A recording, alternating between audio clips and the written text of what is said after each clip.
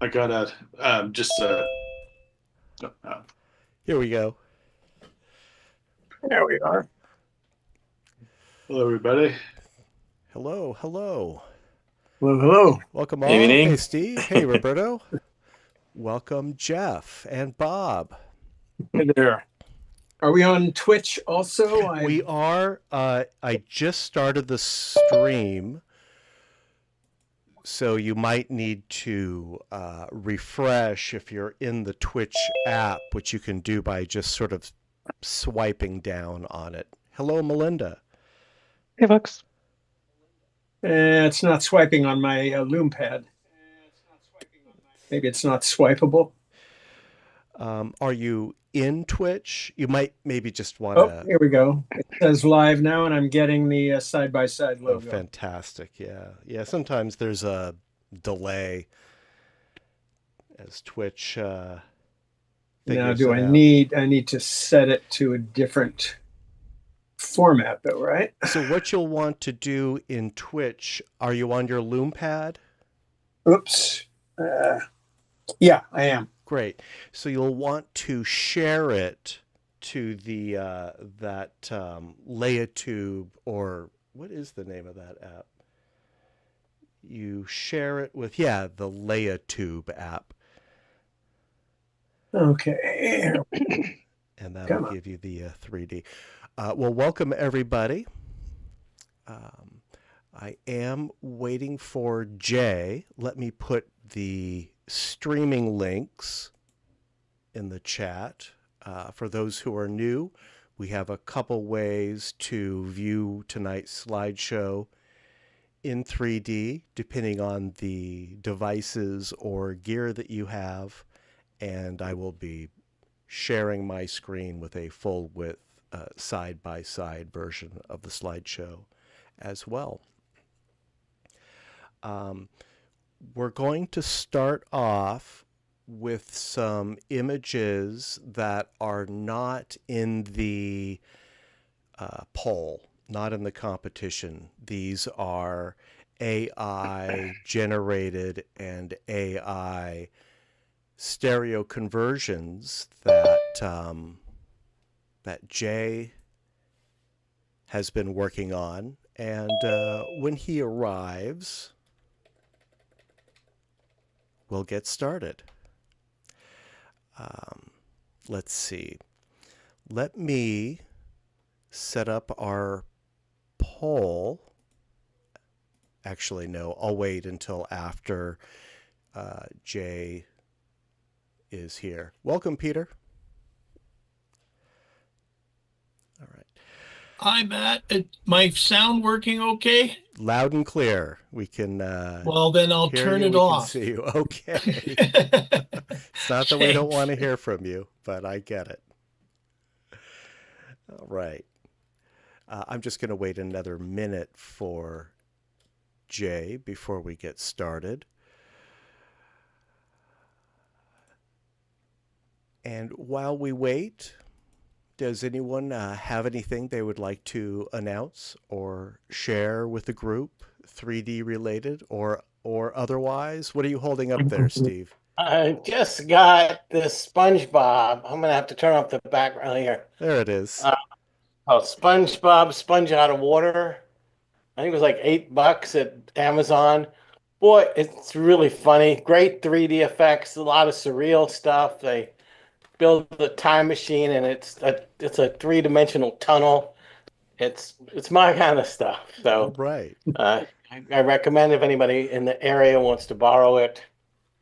I'm recommending it. Of course, I've got my copy too, so if anyone wants to borrow mine, just let me know. You just borrowed yours. I'm glad to have it. Where did you find Add to yours, my Steve? animation collection. Yeah, of course. I have a question or Yeah. an announcement. Yes, Peter. Peter Sinclair speaking. I'm going to 3D Con in Albuquerque, and I'm wondering if anyone has a Meta Quest 3 they don't want or are willing to part with, because I'll be there and I'll buy it for them, assuming it's reasonably works and got all the pieces and blah, blah. So if anyone has one and going to Albuquerque, let me know. All right. Thank you, Peter. I sold my MetaQuest 2, but it sounds like you're looking for the 3 anyway. Yeah, I have a 2 as well. I want to upgrade. Got it. Well, good luck and enjoy Yeah. 3DCon. If anybody on that theme, if anybody knows of a LoomPad 2 being sold anywhere, Yeah, reasonably priced, I was showing it to a friend. He's really interested in getting one. And those are getting rare now. Yeah. Jeff, I see your hand is raised. Hi, my name's Jeff Wilkinson. I went to the Oakland Stereo Club in the early 80s Yes. in Piedmont, and I was in my early 20s then. And I want to get back into stereo photography. And is this somehow related to that Oakland Camera Club from way back when? Indeed, It is the same. Yes. When you were visiting the Oakland Camera Club, there was a stereo division, and the stereo division is all that remains of the Oakland Camera Club. And several years ago, I don't know how long it was, 10 years ago, time just seems to fly by now, we changed our name from the Oakland Camera Club to the Golden Gate Stereoscopic Society to better reflect who we are and what we do now. So yeah, we're one and the same. And I will put a little bit of history in the chat for you so you can get the scoop. Okay. But welcome back. You're Thank you. definitely in the right place. You're going to see some fantastic stereo photos tonight. There are links in the chat, different ways to view the photos, and of course you can also watch them on the shared screen. Welcome, Jay. Jay, I don't want to put you right on the spot, but if you're ready, we'll start the slideshow. I wanted to kick off with your photo collection. Are you ready for the spotlight? Yeah. All yeah. right. There's really not that much to explain. Sure. I think it'll be a lot of fun to go through them. Let Yeah. me share my screen here, and this always takes a few tries to get the right screen. Well, sometimes it does.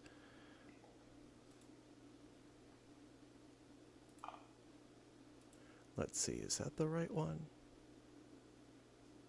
I think it is, yes. All right, so if you're following along, you should see our title screen.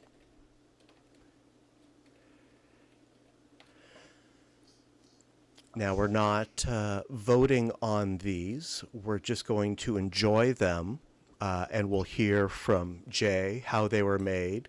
And Jay, just a heads up, I'm starting with the AI version that I'm alternating to the original, if that makes sense. But let's go ahead and start the show. Matt, This and you're first recording? image, yes. What was that, Bob? Are you recording? Am I recording? Well, it will be recorded on the YouTube stream, yes. Oh, okay. This image, this is a conversion. Corkscrew is the title. We'll see the original with the next image. But Jay, tell us about this technique and the tools that you're using to create these. Okay.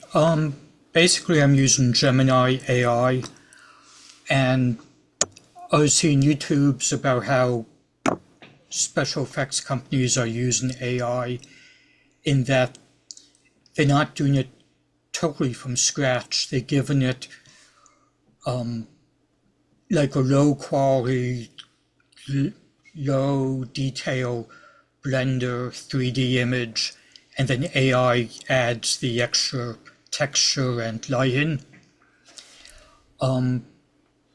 So I started out actually with a comic, but then tried line illustrations. I love Kelly Freyas, so I looked for some of his illustrations and basically just used, gave his illustration to Gemini AI and said, make this for a realistic reel. Let's take a look at that original. Yeah. You can toggle back and forth if you'd like, Jay. This, of course, is a 2D image. You'll be seeing it flat. So, Jay, am I right that you took this original image and told Gemini to create a photorealistic version of it? Yes. Okay. I mean, the prompt was literally as simple as transform this into a real photograph. Well, it did an impressive job. Let me go back. Yeah, and it forth. did miss the corkscrew on the end of the unicorn. Oh, yes. Grok didn't miss it. And could have tweaked the prompt, but this was an experiment. Yeah. Now tell us about the 3D conversion. Oh, just RenDepth, the Windows program. RenDepth. I'm going to put that in the chat. I've never used RenDepth. Is it a subscription type service? Is it a free service? Oh, no, totally free. Totally free. I just decided to make it for free. I think I've mentioned it before. Yeah, you definitely have. Yeah. Now, this photo that is being displayed now, Hoop Maker is the title that you gave it. It is a conversion of an AI created image based on... I just Googled for some woodcut images, engravings. So this was one of the first that came up that looked interesting. It did a And if you go remarkable back and job. forth, it's amazing how close it kept to the image, to the original. It's oh, I went the wrong way. It's amazing how accurate the machinery is.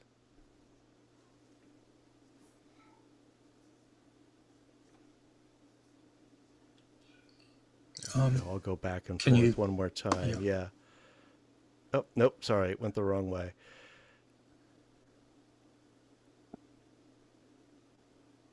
And there's the AI conversion. What seems really interesting to me is that woodcut had a sort of a copy protection logo on there, and it looks like it just ignored that. I think part of some later prompts I said ignore text. It's that easy. I guess it's not such good protection. Not in the age of AI. Jailbreaking. Right. All right, let's move on to another one. Jay contributed 4 of these. This is based on some Jack Kirby artwork, I believe. Yes, yeah. I'll keep I it love up on Jack the screen Kirby. for a few moments. And So- in a moment, we will look at the original.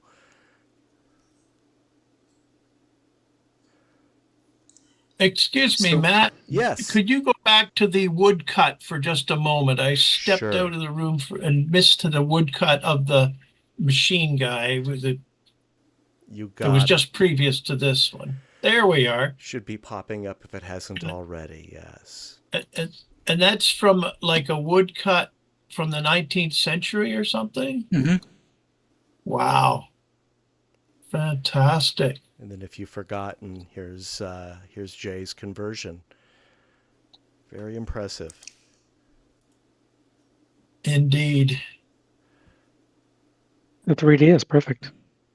I mean, the Yeah. spokes on the flywheel are set too far back. Yeah. There's something strange about one of those bolts on the base. Yeah, I did not go in and tweak it. It was just real quick proof of concept. Will rend depth give you a depth map to work with to edit? Yes. Oh, that's a really nice feature. You can do a lot with those depth maps. I think this one's very successful. Let me put up the original artwork here.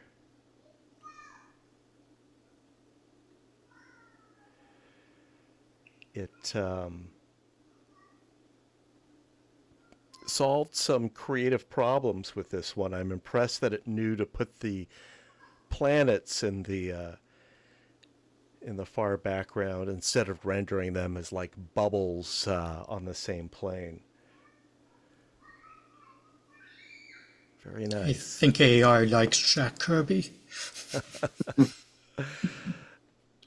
I'll just go back and forth again one more time on these. Yeah, considering the irregular color patterns, I'm impressed that it was able to detect the human figure, differentiate the arms. That's a good point, yes. And this is Jay's final contribution for tonight's slideshow. He called this Strange Fish. Yeah. Fish. So this is an illustration by Kelly Frias. It was from one of the Frederick Paul's Gateway books.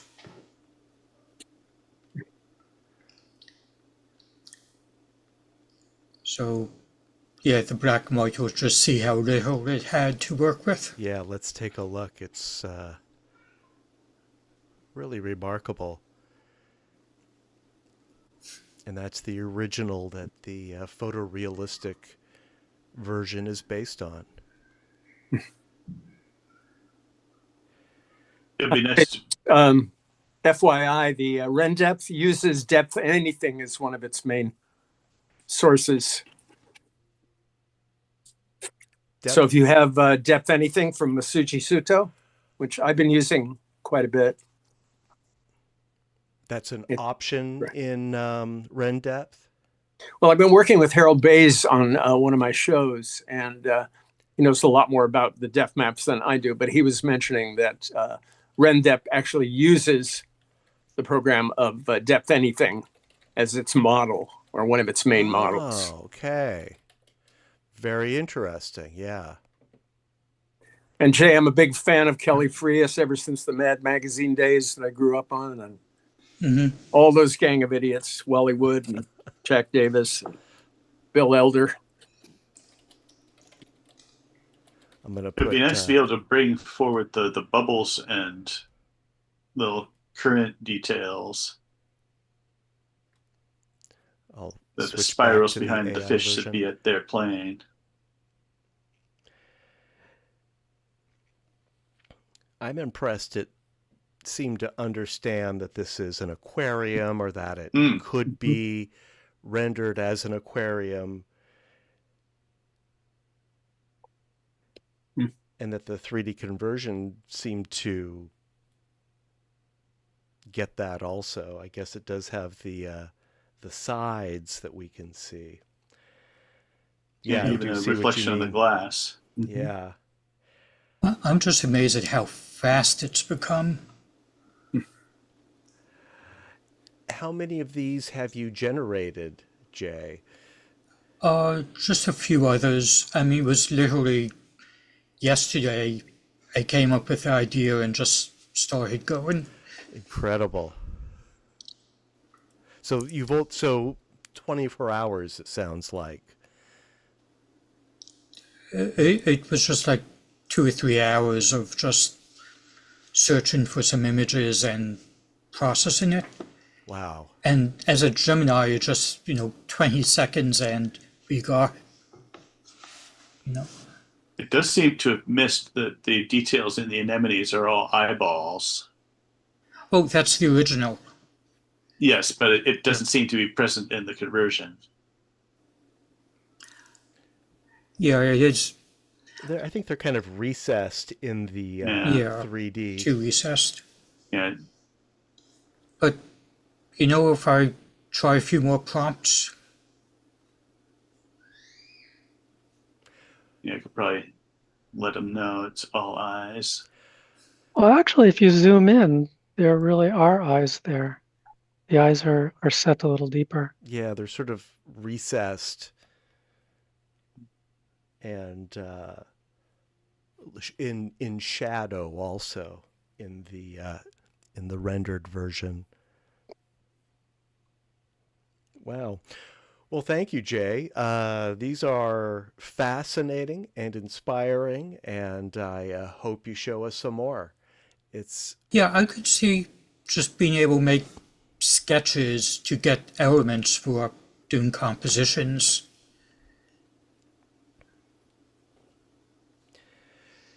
yeah, it can do a lot more than just generate an image from nothing. I All wonder right. if the game Yes. Pictionary could be used with this stuff. I don't know if anyone knows the game Pictionary. You sort of draw a half-assed drawing to get people to guess what it is. And Then you then could people load use your AI crazy, instead of guessing. yeah, or yeah, load it and make it a full-blown nice image, perhaps. I don't know. I think that's an experiment you should try, Peter. Or you could play Pictionary with the AI and see I how have fun zero that is. drawing ability. Okay, well, we'll see if you I can can't fool do a the stick AI. man properly. All right, Yeah, well, thank you, Peter. I definitely want to try getting one of those artist mannequins and photographing it and then say what it should be. Might be a really quick way of developing things. Sure. Give it an image and then ask it to add to it. It sounds like. All right. Well, thank you, Jay. Let's move on to our slideshow of stereo photos. I am going to start the poll right now, and I will read the instructions again. During the slideshow, as each stereo photo is displayed, please use the poll to rank each stereo photo on a scale of 1 to 5, 1 being okay, 5 being wow. The poll can be used inside Zoom as a sidebar, and let me launch this as I'm saying that. And if that's not convenient, you can also use your smartphone or tablet with the QR code that I'm about to put in the chat. And bear with me here.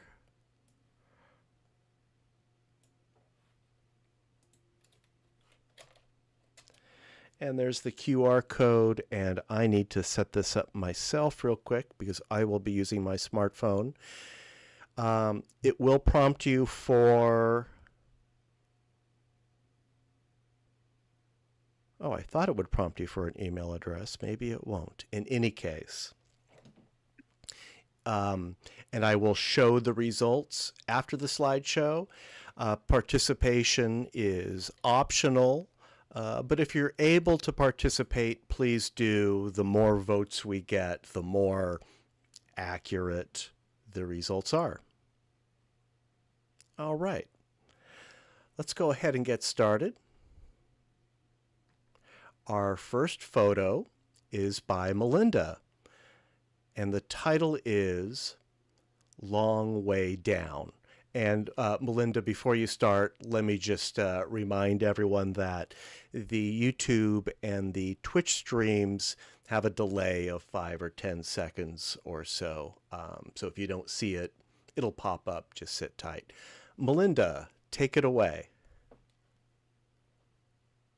Yeah, so this is Dead Man's Point. It's on the Land's End Trail. I had never been on that trail before, so I went to check out a new area near me, and found lots of good stereo content. Highly recommend the area. It's a nice hike.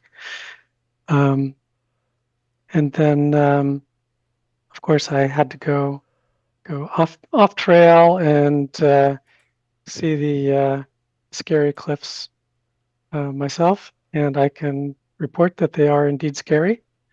I went past the sign with the scary pictures and everything, and got here, saw this dramatic view down to the water, and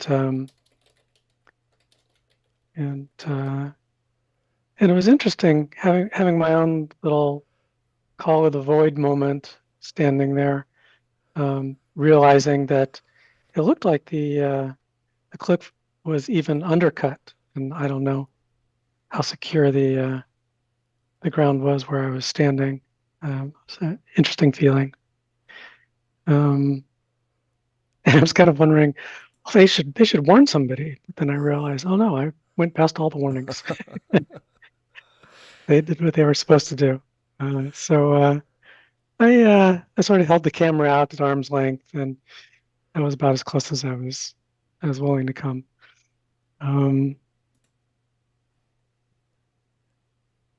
So that's about it. I also decided not to use a border, because I thought it sort of felt like the border gave a little bit of security, and without the border, the uncertainty seems to add to that sort of queasy feeling, I think.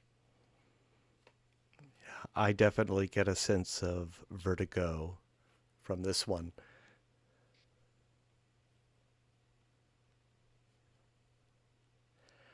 How far do you think that drop is, Melinda? Far enough. Yeah. Maybe 50 feet. Yeah. Maybe more.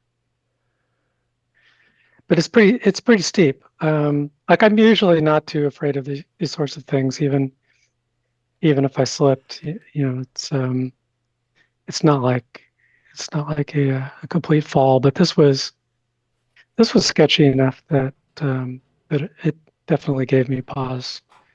So I don't really recommend anybody go out to the edge of this particular spot, but there are other beautiful overlooks and things where I'm sure you'll be quite comfortable. Yeah, but not as successful a subject for stereo photography, probably. Could be.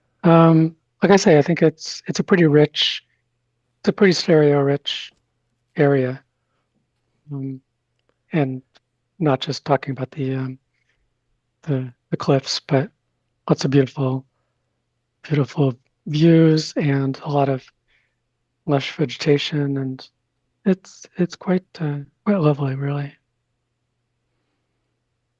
Well, what was your stereo base here? It looks like it's pretty narrow, judging from the grass at the bottom.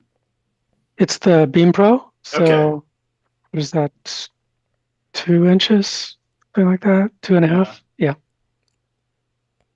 Yeah, something Yeah, like it's when you have a narrow base, you can still get a good sense of space and distance if you manage your foreground properly, and that seems to be what you've done here. Yeah, and I like to be able to see depth for a fair ways away. So it looks like at least the lower, I don't know, 2/5 are in good stereo. Yeah, that tree halfway down still has some distance on the ground. Yeah. Yeah. So I think it was just about right. Yeah, I have it a definitely gives you the very you good are sense of standing depth. there feel, which you wouldn't get with a wide base. You wouldn't be able to have that grass at the base converge. It might be interesting to have your feet at that cliff's edge there, where the grass is that Tor is Not that we're describing. recommending you go back and do that. Yeah. No, I was thinking about it for sure. Maybe just bring some shoes and stick There those you out go, at the yeah. edge all without of your these feet in thoughts, them. all of these thoughts went through my head. Yeah. I wanted to, but it was sketchy. Yeah, I didn't want to spend a lot of time right there, Yeah, but I did want to get the shot. bring a pair of shoes on a stick. Well, Yeah, I was kind of thinking it all through, but in the end, decided this was fine. I'm glad you survived it. Thank you, Melinda. Very nice. Me too. The risks I take, all for you. Yeah, all for your art. That's what we live for, and maybe die for. Sometimes, but if there's no risk, then it doesn't mean quite as much. That's right. No risk means dull photos. All right. Thank you, Melinda. Steve, we have your tubular up next. And that will This be is coming one up. I intended to do last month, but I don't think I've submitted it before. I had it among a collection to submit, but I didn't think I think I had too many. Anyway, this is a museum in Norway devoted to the aurora borealis, and the sculpture had some depth. It's kinetic sculpture. These images are projected on these. There's a bunch of little tubes, and that makes a three-dimensional version of the aurora borealis. Yeah, you showed us something similar. I don't know if it was this same exact shot. Oh, maybe I did submit it. I almost added a note because I had remembered having it in my list and then taking it out, but I apologize if I've shown this before. It's a similar shot to one you showed last month, but I think it is. Is this would this be a separate shot, or would this be maybe one that you edited since we last saw it? I have several that came out. I have several that came out pretty good that are on my list. So it could have been that too. Yeah. So if you've seen it, yeah, feel free to move on. Well, it is an effective stereo photo, so I don't want to just dismiss it because it's similar to another nice one that you showed us. But what are these, like individual strands, filaments or something? Something like that. I'm trying to remember. So, I saw a lot in that trip, and it's been a while. But yeah, you can sort of see it. They're little. I think they were like plastic rods. Okay. Well, I recall you mentioned you weren't totally impressed with those auroras, but you certainly got some impressive stereo photos out of that trip. So thank you for sharing them. Well, I mean, just to be clear, it's very impressive. But it comes out better. I'm sure you've heard this before. It comes out better in photographs than it does to the naked eye, because it's not as bright. The camera actually is sensitive, and phones are sophisticated enough that they take exposure long enough to see how spectacular it is. But it's kind of amazing just to be there and look up in the sky, and there it is. But yes, not as bright. But to know, oh, okay, that's what it looks like. It kind of looks like a slightly colored lightning behind like fog or something, is what it looks like to the naked eye. Okay. And then the photographs, because a lot of times I was just holding my camera up and saying, maybe I got something, and I'd look at the photographs and go, oh, wow, I did get something. Got something you couldn't even see with your eyes. Exactly. I see enough to know where to point the camera, because it's not always something there. Well, that's a technique that even I can do. All right. Well, thank you, Steve. Incidentally, before we move on to the next one, I am running the timer tonight just so that we don't run too late, giving 5 minutes per each image, which should give us plenty of time to discuss. But if you hear the music, that's what's going on. It's time to move on. That said, Roberto, welcome. We have one by you. And it's coming up. The title is Fan Festival. Yes, well, this one I took it last week during the match between Japan and Brazil. And it was a really interesting match because Japan was winning and we were like amazed that Japan could defeat Brazil. And the ambient was really nice because on my left I had all the Japanese fans, and on front of me and on my right I had the Brazilian. So it was a really immersive experience, and it was a fun afternoon. I wasn't even expecting to be there. I only went to pick up some stuff that I left in a workshop that I watched that they were going to fix it, and they were late, so they told me that I have to wait 2 hours. So I went to watch the match. All right.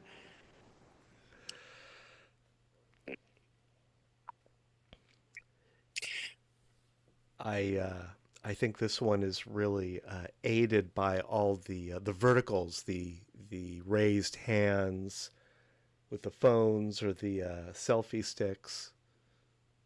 Yes, this was one of those moments that they were almost they will almost scored. So they raced because all the time, well, almost all the time they were like only watching, and this was like the crowd cheering when they get close to the score.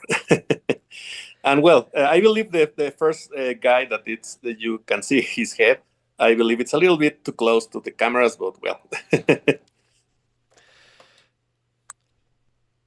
It is a little close on the loom pad. Yeah, it's Not definitely much you could outside do the about window on the TV. I mean, the window is not really the problem. It's just that it's so close. You Yes. definitely want to move to the left a little. Actually, I have to fix it with stereo photo maker because it was more dramatic. So I have to reduce a little bit the effect of the head. Well, it's still gonna be the closest thing in the image, so it sort of takes all the attention. Yes. Does that mean you're giving Roberto a yellow card? I'm giving him a gold card. Right. Yes, there are no fouls in our slideshow. I'll call this successful. Roberto, I have a technical question for you. What cameras did you use? Is this your Sony RXOs? Yes, my Sony RXOs, and I took it in the middle of the day, but I screwed it because my shutter speed was a little bit slow, and I burned it. I burned the image, so I have to bring it down in affinity, so you can see all the colors. But the sky, as you can see, I blew it up. Well, that actually answers my question because I've tried to photograph screens like this with my Sonys, and because the shutter speed tends to be so high on those cameras, I can never capture the full image. I'll get like an interlaced effect on these big screens. So I'm impressed you were able to get that screen and perfect show but not the what's sky happening. You know, it I'll looks take like the screen action over on sky. screen is between plays. Nobody's running around, so that might have helped. Yeah, maybe you could do a little 3D conversion in that screen. Also, yes, it could be Yeah. interesting. It could be. I will propose it to FIFA next There you go. World Cup. Giant auto stereo screens that would. I saw, well, I don't know if it was real. I believe it was a bar in the States that they have like this spheric screen, like similar to those that you have in Vegas. And it was a little bit immersive because it was like a 360 degrees shot, but it was like if you were in the middle of the seat. So it was, I don't know if it was AI, because on this day you don't know what is real and what is not. Right, right. Well, we can dream. Well, the referees already wear cameras on their heads, and they occasionally go to a shot of the referee's point of view. Yeah. They can easily put a stereo mount on the guy's head, Yeah, sure. and they wouldn't need converting or anything. Just show it. Just two cameras. Go ahead, Roberta. Tell FIFA next time for that one. Sure, I do. I loved your picture. Thank you. All right. Thank you, Roberta. That's the time we have for this one. I'm going to move on. Before I move on, I think I forgot to remind everyone regarding the poll, please don't vote for your own photos. I mention that because this next one is mine. And of course, I'm not going to vote on it. Now, if I've shown this before, tell me, because this is from the landscape series that I did this spring. And I got so many photos out of that project that I've kind of lost track. But I'm very happy with this one. This is in Point Richmond, looking out over the San Francisco Bay. That's the Chevron Refinery Long Wharf, where those ships are. And then in the background, that's Mount Tamalpais. The figure walking on the path is me. I shot this remotely. There were people traversing that path, and I really wanted a person in this, but they were all wearing dark clothing and they kind of disappeared into the shadow. So I just took matters into my own hands.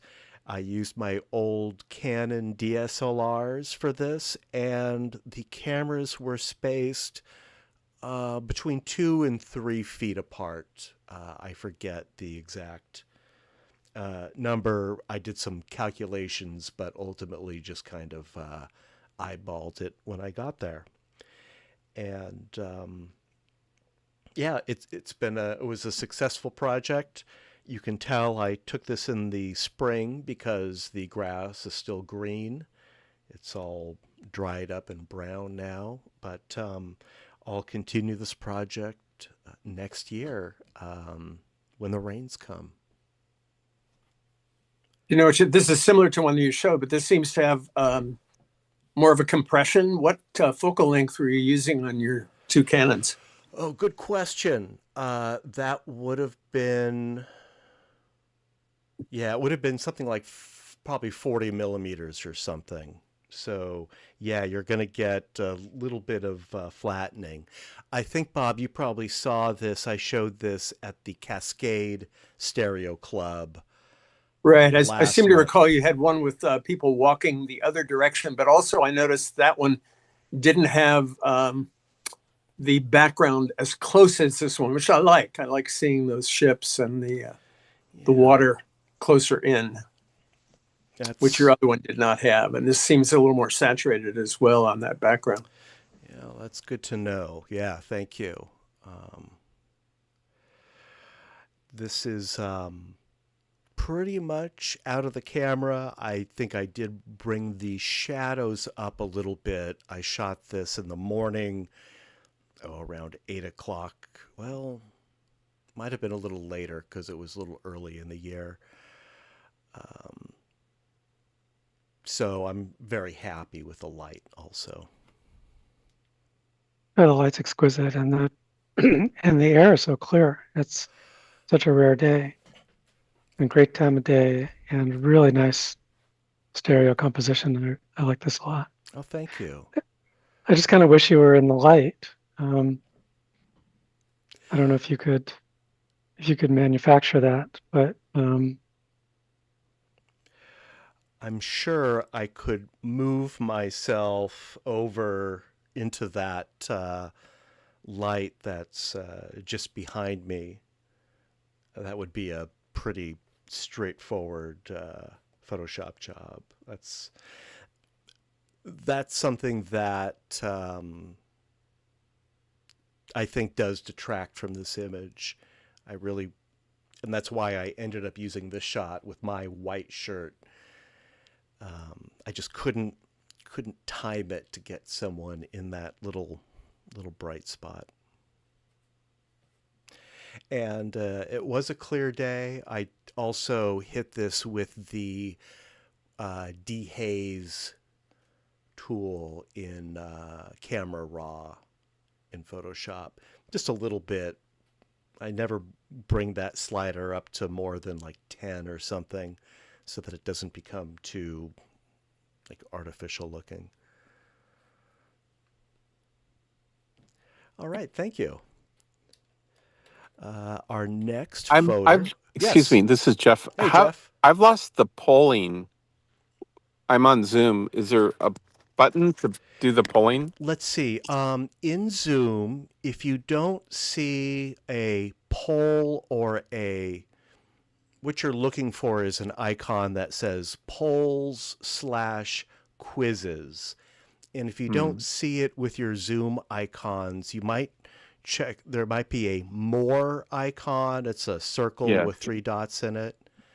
I see it. Oh, there it is. And there it is. Aha. Okay. Fantastic. Got it. Sounds like you're back on track. Yeah, thank you. Yeah, you got it. Thanks, Jeff. Yeah. All right. Bob, you're up next. This is a conversion.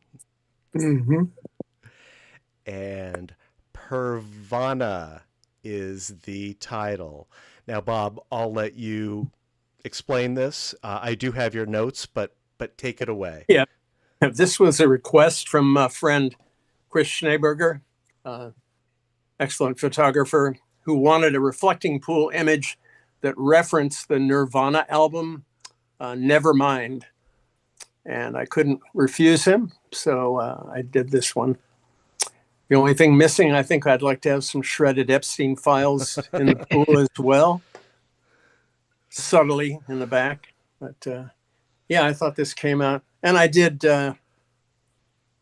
shrink his penis down a little bit, just for anatomical accuracy. Just for accuracy. Now, is this a conversion you did by hand? Did you use a No, tool? this was Owl 3D. Owl 3D. They did a great job. I didn't have to. I did a little bit. Well, some of it I did in Photoshop, adding the head and kind of blending it into the body. That's very nice. The only suggestion I would make would be, instead of a single dollar bill, make the 250 that Trump so badly wanted. Yeah, right. Good point. Want to keep it as close to the Nevermind. And, you know, going after small change is kind of his MO anyway. You know, he just matters that it's money and he's getting it. Yep. So it's symbolic. The one is symbolic.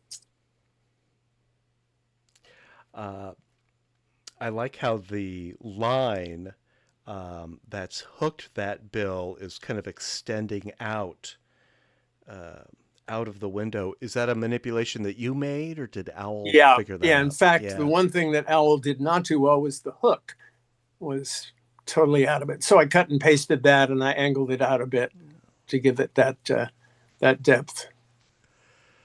And did you apply the face before or after the 3D conversion? I did the face before. Okay. The 3D conversion. It looks really seamless in 3D. Thanks. And I like the Pervana for Nirvana. and tiny mind Right. or never mind.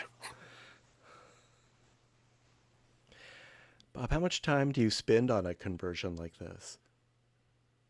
This one, no, it's hard to tell. I get kind of lost in them, but Owl did a great job, I think, for the most part. And then I would tweak it, and then stereo photo maker, and some blending and color changes. I think the original water was deep blue, and I wanted it to have that kind of algae look to it. So I did the subject selection in Photoshop, and then took the background and the hue saturation levels and changed it.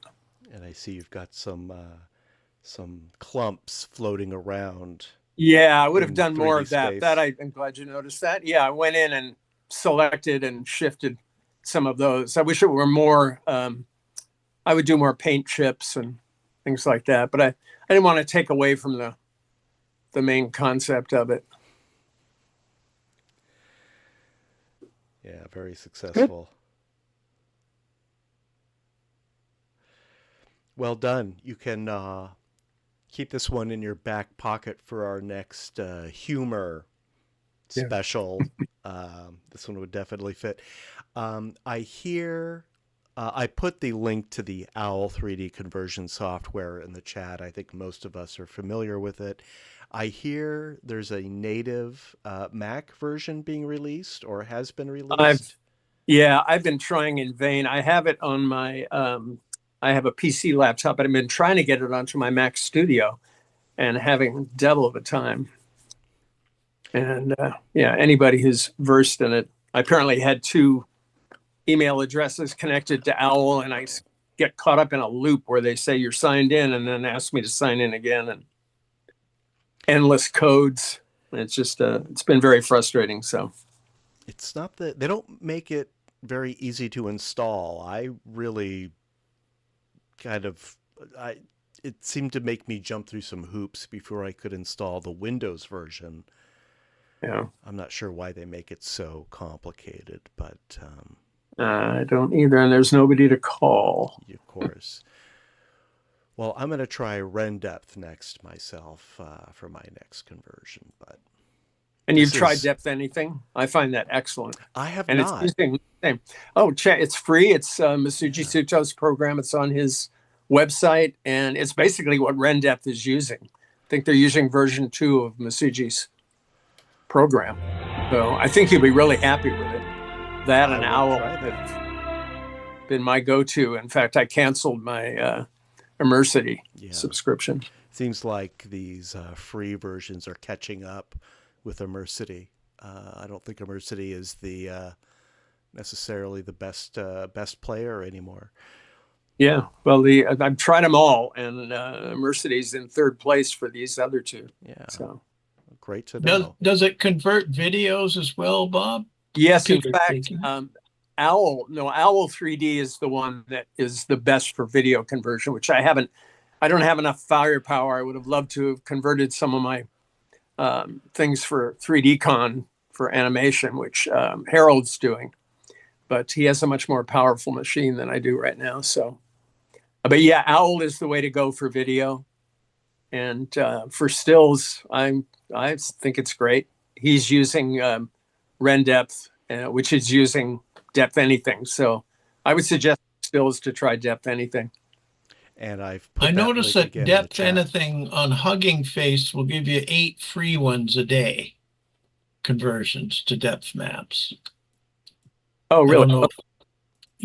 I haven't been using Depth that much, so I haven't noticed that because nobody's been after me to subscribe to anything on Depth Anything. So, well, thank you, Bob.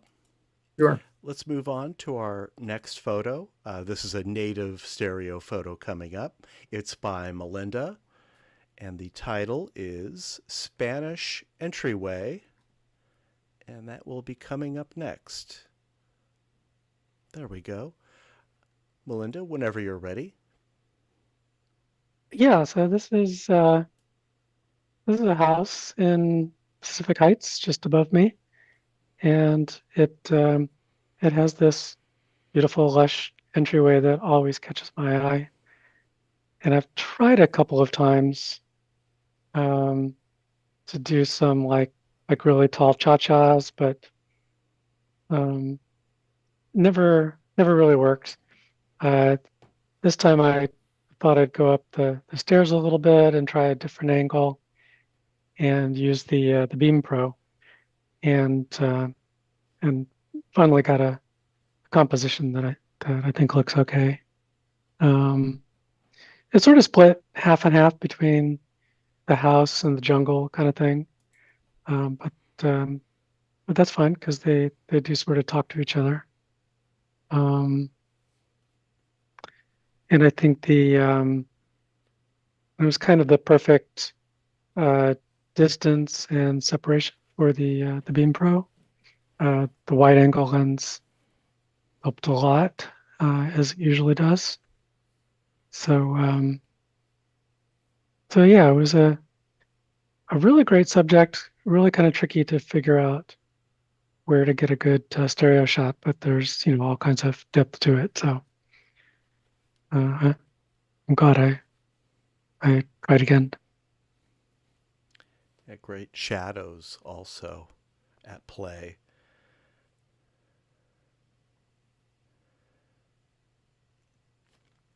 And you have sort of that Oleg split screen effect happening where right in the middle you have this barrier that separates two kind of different but related subjects.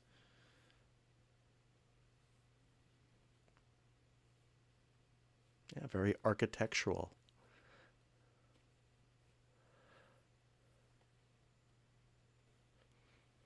I could try a different time of day, maybe. This is great because you have the sun behind you, so you get it's not that as flat as if you took it in the at noon. So I believe it's at the right time. Yeah, I'm liking the shadows on the walls. Yeah, maybe it is later in the day. I wonder. It just looks a little blown out to me right now, but I don't know. But I like it. Yeah. Well, not sure what else I could do.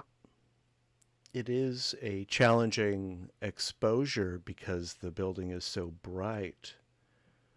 But, there are probably some blown out areas on the image, but it doesn't really they don't really call attention to themselves. I think the exposure is really good. How are you liking this is the Beam Pro you said? How are you liking the Beam Pro? Yeah, I like it a lot. Yeah. It's and then a lot of the defaults that it chooses are good. It's one of the problems that I had with the Hydrogen 1, which, I mean, normally it's not a big deal. I take it into Photoshop and can get everything into range as long as it's not like blown out or something. But the Beam Pro sort of gets a lot of them where I like them kind of by default. So it's fewer things to think about. But I think I think you've mastered it. Sorry? Yeah, I think you've mastered the camera. You're getting great results with it.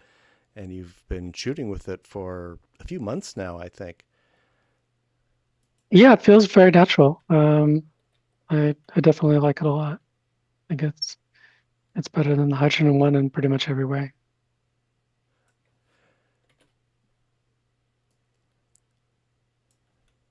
I'm going to put a link to the Beam Pro in the chat. I think, well, a lot of us are shooting with this now.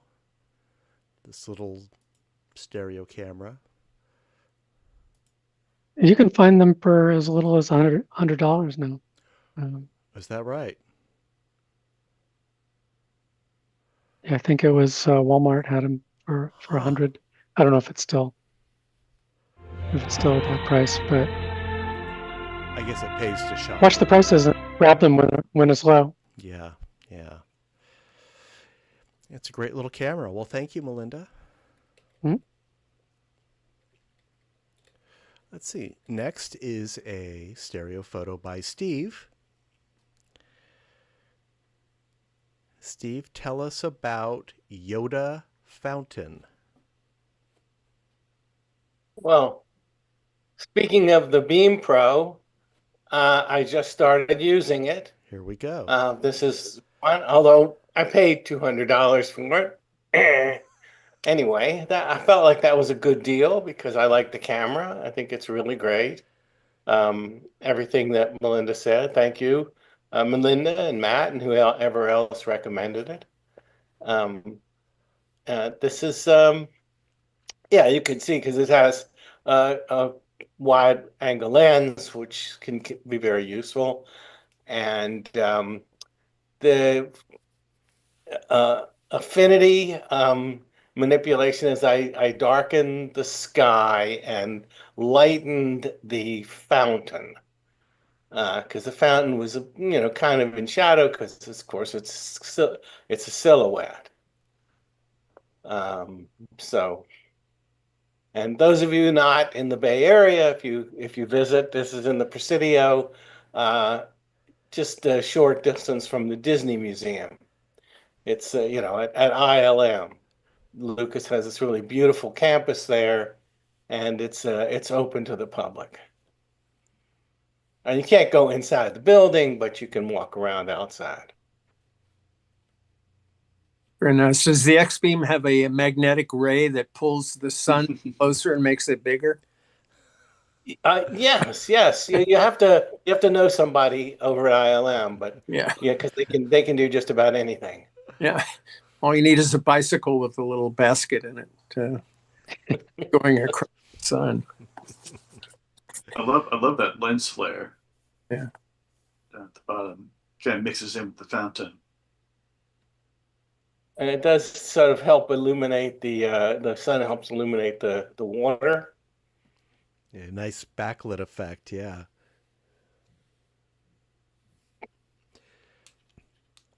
I'm impressed with this one. I've tried photographing this statue, but Yoda is actually pretty small, or maybe life-sized. It's not like a large monument or anything. So you do have to get close for it to be recognizable.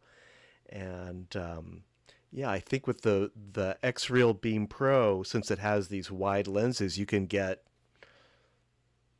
closer than you could with like the W3. Very nice. Thanks. Yeah, that's true. You can get very close to your subject. I'll get one coming up where I probably get too close. Well, we'll be the judge of that. Yeah. Oh, excellent. Thank you, Steve. All right. Next is one by me. It's another landscape. This is also in Point Richmond. This is on the other side of the hill, taken on a different day earlier in the morning. I really wanted to get that sunrise light. And I'm pretty happy with this one. What I really like about it is in the background, the sun was illuminated the infrastructure back there, the rail yard, and farther back the Chevron refinery. You can see a little bit of smoke being emitted moving up. And I think that helps to kind of draw the eye into this photo. This is overlooking the wastewater treatment plant, the tech center, that's Cutting Boulevard, and then there's the rail yard, the refinery, which is pretty much out of sight, and then the bay, which is kind of shrouded in that morning fog. And oh, and I'll add that I took this twice on 2 different trips. My first attempt, my stereo base was too wide. I had the camera set at about 3 feet, and these trees were just too close, and it just was too painful to view. So I went back the following week. I didn't have as clear a day, but I did narrow the base a little bit. And it is pretty hyper, but I think at least it's not going to give you a headache. Oh, it's very comfortable. Good, good. And Tor, you're looking at it on your TV? Yes. Good. Yeah, I really like the leading line of trees. You've got all these different layers of depth going along the left side. Very much like your last one too. A lot of good depth content. Yeah. Thank you. A lot of layers. I think the trees, as you said, really all of the depth is in the trees and the cliff, because once you look at the city, it's, you know, far enough back that it's pretty flat.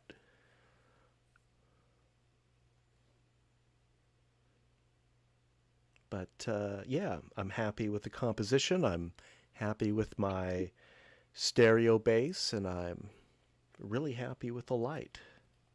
Thank you. All right. Oh, I have a little problem. Oh, I accidentally voted on one of my own images, and I can't unclick it. All I can do is choose different numbers. And I tried closing the window and reopening, but it remembers all of that. Okay, I'll tell you what. For now, just give yourself a 1. And for moving forward, I'll put in a 0 option in case we make that mistake. So it'll go from 0 to 5 instead of 1 to 5. I'll start doing that next week. Oh, thanks. Yeah. Yeah. And don't worry about it too much. Just give it a 1. We'll still have a, general idea. I mean, if that one's,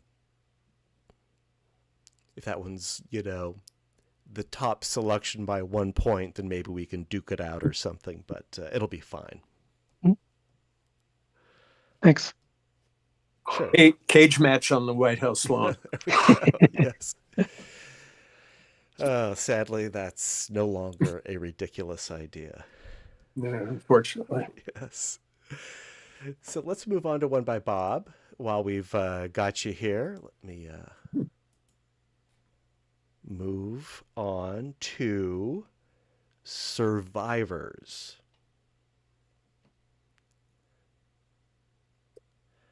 Yeah, this was an iPhone Cha-Cha taken in Roy's Redwoods. This is a stand of redwoods that were hit by lightning, and they're still going.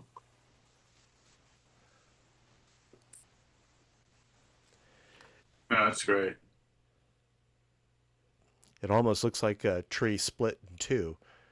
Yeah, well, they do grow together, and it's an amazing place. They've done a great job of renovating and improving the trails there. It's. I thought it was ferns or something at first. What's your separation? Oh, I did. I don't know how much I did. Only a couple of inches. Normal separation, maybe a little bit wider, because it's a Cha-Cha. So I usually take 3 or 4, and then choose.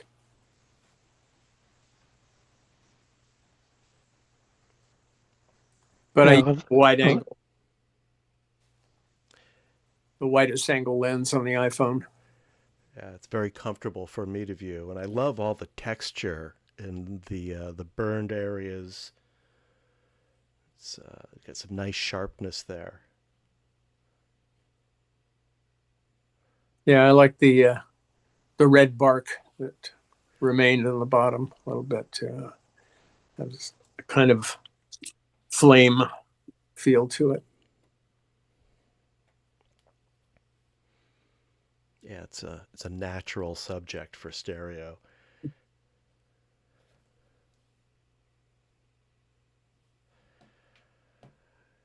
Very nice. Thanks, Bob. Was this a recent shot? Yeah, Looks- it's not, well, this is probably a couple months ago. Yeah. New to me. Yeah, there's, if you ever get out this way, let me know. I'll tell you the trees to go look for. This is actually, you can get into this middle of the circle of these trees, and it's really impressive. Tell us the name of the. It's a park, you said. It's called Roy's Redwoods. It's actually where Lucas filmed some of the Ewok Planet. You know, the racing. I don't know what they call their jet racers or whatever that go through the forest or the redwood trees. That's where they filmed it. All right. Well, I've just put the link in the chat for anyone who's curious. I'm not familiar with this location, but it's a wonderful place. They did such a great job for it. And there's even a place for kids to build their own forts from some of the branches and parts they just left of damaged trees. All right. Yeah. Thanks for the tip. Sure. And thanks for the photo. It's beautiful. All right. Thank you, Bob. Sure. And let's hear next from Melinda. These are dueling turrets. Yeah, so some more houses in my neighborhood. And just came across this and realized I could get up underneath them. There's sort of dual stairways. You can go up from either direction to a common landing area, and then the path into the doors. So I just needed to go up to the top of those stairs, and took a few cha-cha images. Pretty simple. Fairly wide base. This is with the Beam Pro, also just in 2D mode, but with the lovely wide angle lenses, it wanted about a 5 or 6 inch stereo base. Nice lighting, nice time of day. But mostly I just like the contrasting color of these two turrets, very close to each other. It must be kind of funny for people to when people are in both turrets and suddenly notice each other.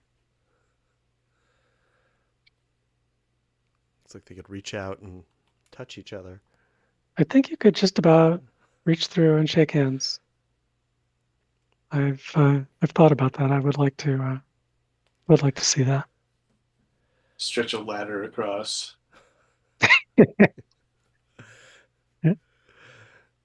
I like the geometry in this photo. You've got the contrasting circles, the cylinders, as well as the rectangles, the blocks. And it's a great angle. Look up. Look up, indeed. Yeah. And I just get a flying saucer flying by. Perfect, right in the middle. Stick it in there. There you go.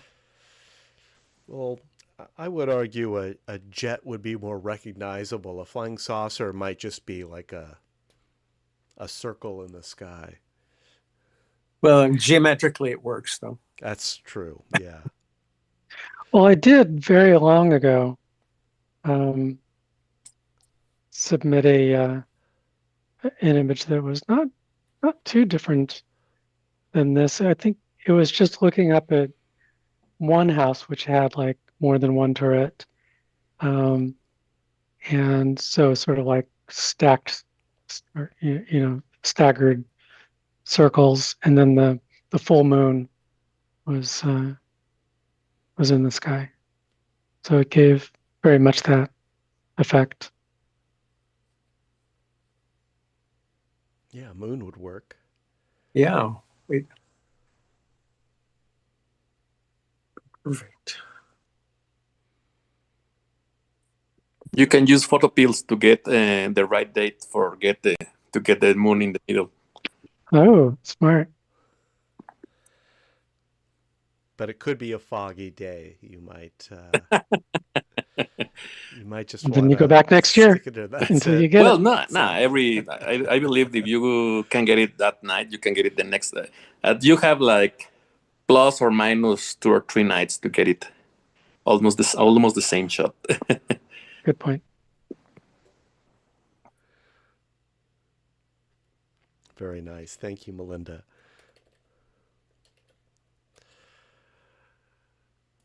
Okay, Steve. July Jenga. What's the action here? Yeah, this is very recent. This is 4th of July El Cerrito festival, and was walking around and I saw them playing with this Jenga. I was, kind of in my mind, I said, "Oh, I'll get it at the moment it starts to, or it falls over."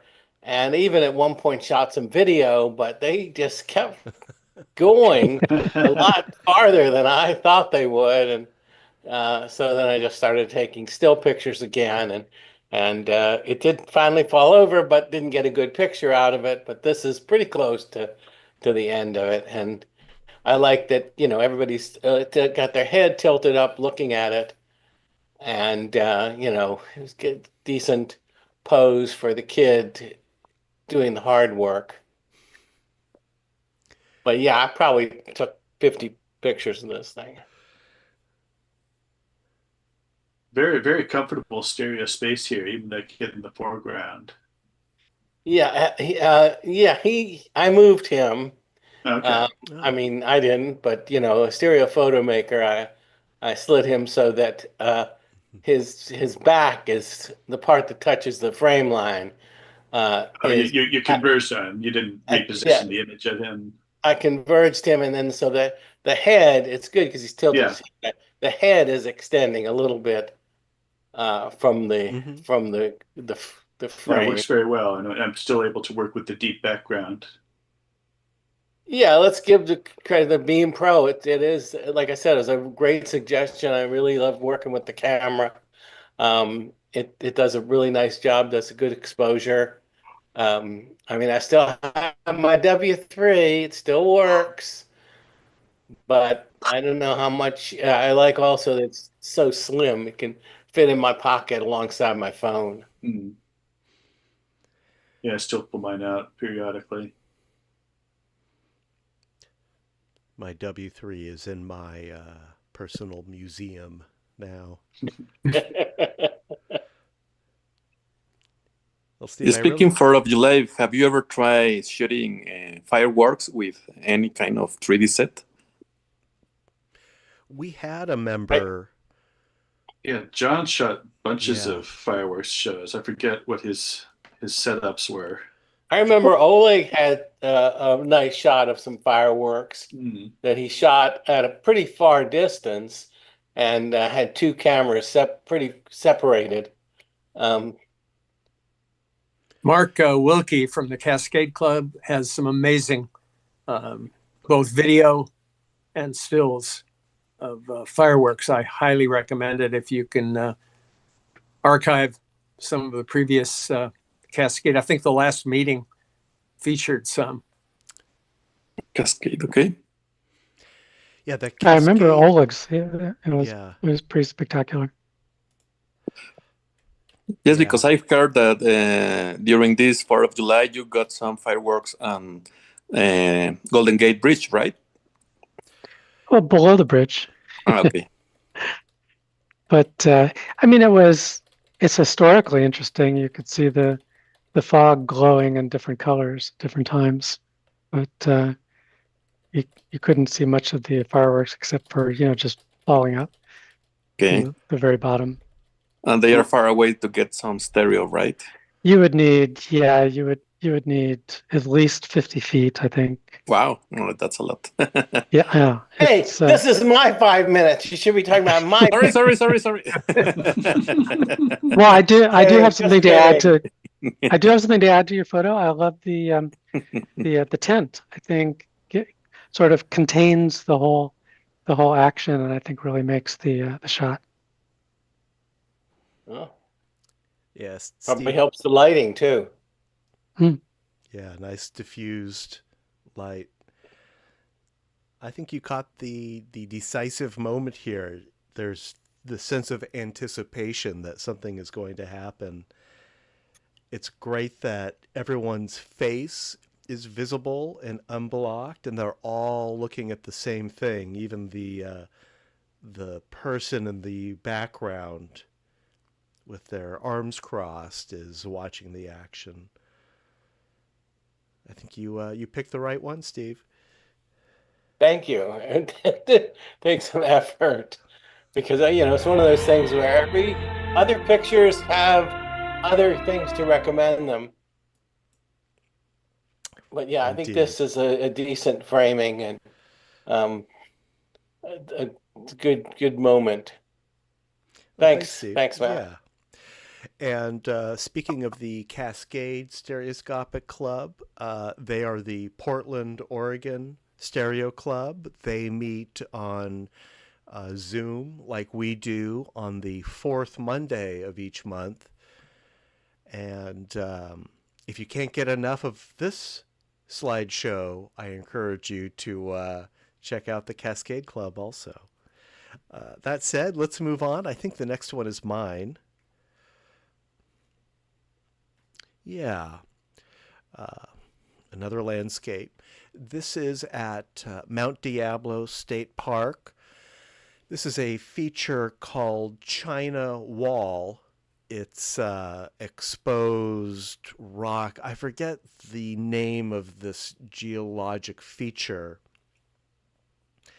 And the shot's just okay. I've got what I think is a better shot, a detail shot.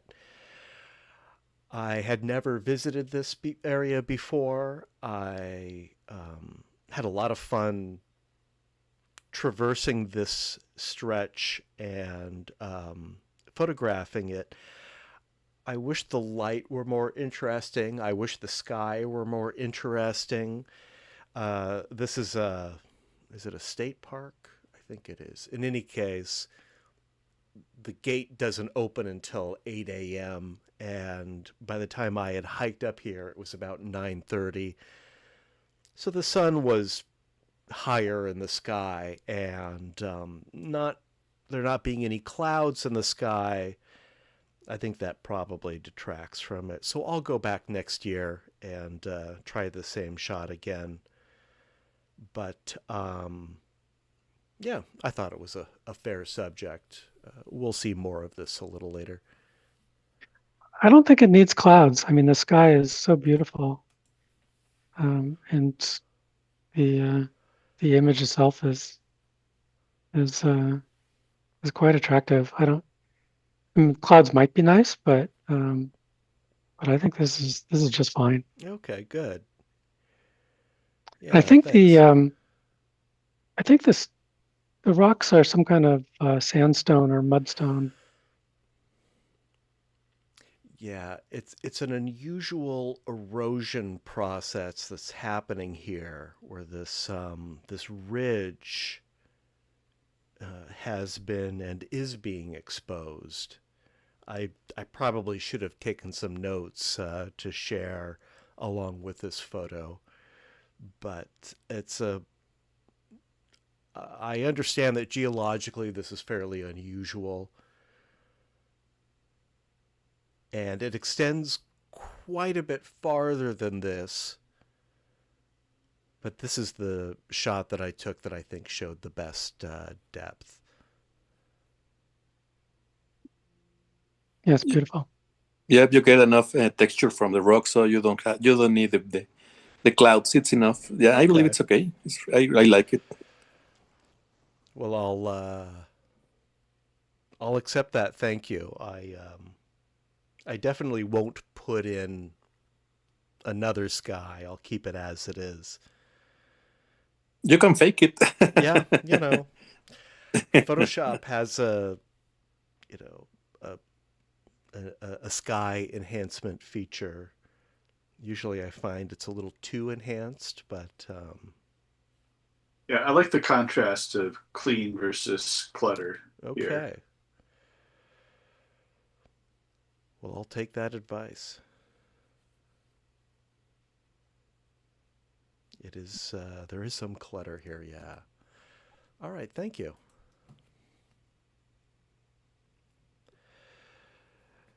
Let's see, Bob.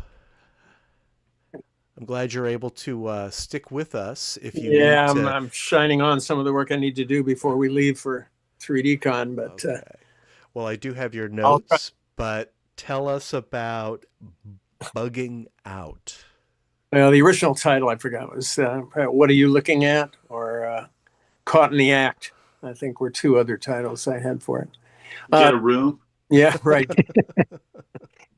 This was shot with my Sony mirrorless camera using Octanez, who makes macro lens for Sony's and other. I think it's pretty much Sony's. He might have them for other cameras. But if you're on Facebook at all, the National Stereoscopic Association page, if you just Google his name, you can see the lenses that he has to offer. And this one, I shot at an NSA, one of the previous ones, where I bought one of his lenses and went out and tried it out in the garden. And these guys were going at it. This is a nice composition. Thank you. It's very, very shallow depth, but you sort of use the full depth and the full extent of the frame. It's cropped down. I mean, the nice thing about the Sony mirrorless, I get a lot of real estate to work with, so this is cropped way in. It's probably a quarter of the actual image. Is this an adapter that fits over a single lens, or No, does it takes the place of the lens, so it's like an interchangeable lens. So you just snap it in, you take out the lens that's on the camera and put this one on. I can next time, if I don't know if I'll be here during the convention, but I can show it. Bob, tell me Bob, again. you could have go put ahead. Putin's head on the one on the left and Trump on the one on the right. Who said that? Who said that? Yeah, no, I don't want to insult the bug. It would be a theme, it would be Yeah. a shared theme. Wow. No, I thought he had a lot of character too. I assume it's the male. He's got the longest antennae, it appears. Right. But he does look like he's kind of like, what are you looking at? Is this natural light, Bob? Did you use like a reflector or a flash or anything? No, I had a flash that I was Okay. holding off camera. Yeah, it's very nicely lit.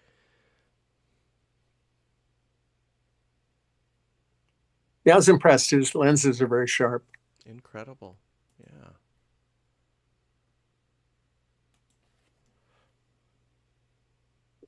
All right. Thanks, Bob. Sure.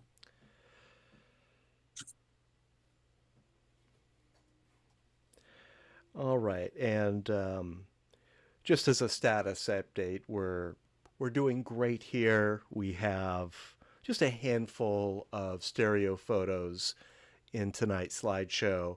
So I'm not going to run the timer. I'm not going to be too strict with the time. Let's move on to Melinda's tent tops. Yeah, so this, I don't remember what the event was. I don't think this was for the 4th. I think this was a bit before that.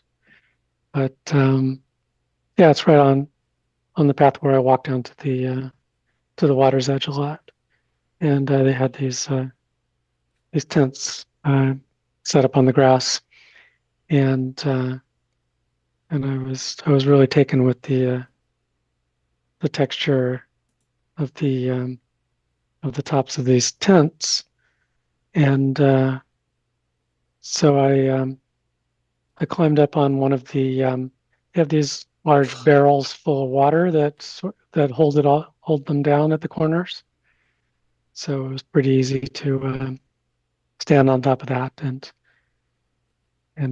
take all the pictures I wanted. And I thought that I was going to use. I had both my cameras, so I thought I was going to use the hydrogen one for this because it's so close. The nearby tent is only like 2 feet away or something. And but I tried that, but it didn't work that great. So switched back to the Beam Pro and got this. And I did see the bird coming in from the right, and You can get them to fly a little closer. It would be good. oh, I thought it was fun like that. Yeah. And I took a bunch of other pictures too, but this ended up being the one that I liked the best. And then I kind of like the fact that most of the main subjects are sort of all on this long diagonal, and then the lines of the clouds too sort of go along the opposite diagonal. So it's a little bit like a study in diagonals.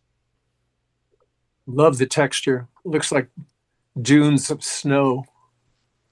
Yeah, that's definitely what caught my eye. It's and it's kind of even reflective. You can sort of see where some of the clouds are reflecting in the tent. And everything is blue. I couldn't do anything about that. I tried all kinds of different color adjustments and things, but it just wanted to be blue. I think that works. Would you, Melinda, call this one of your blue hour photos, or is that just the conditions of the day? You know, this may very well have been blue. Well, I think it probably, without that much cloud cover, it probably would have been golden hour. Mm-hmm. But there is so much blue going on here that maybe it does qualify as blue hour. I did think about that. I'm not sure. I wonder if I can. This might be a good candidate for monochrome. That's an interesting idea too. Oh, I'll try that. I can try to look up the actual time.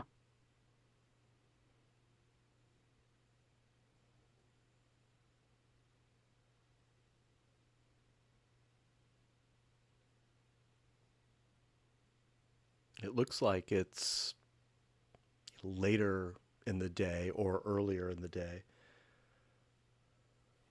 Let's see. Oh, 7:22. Yeah, so It looks like the fog 7:23. So I guess that's golden hour. Yeah, I think it qualifies. It's just the cloud cover is making it look so weird. I think it looks really natural. I guess it's just, yeah, it was That's striking just how much blue. Yeah. Well, don't fight it.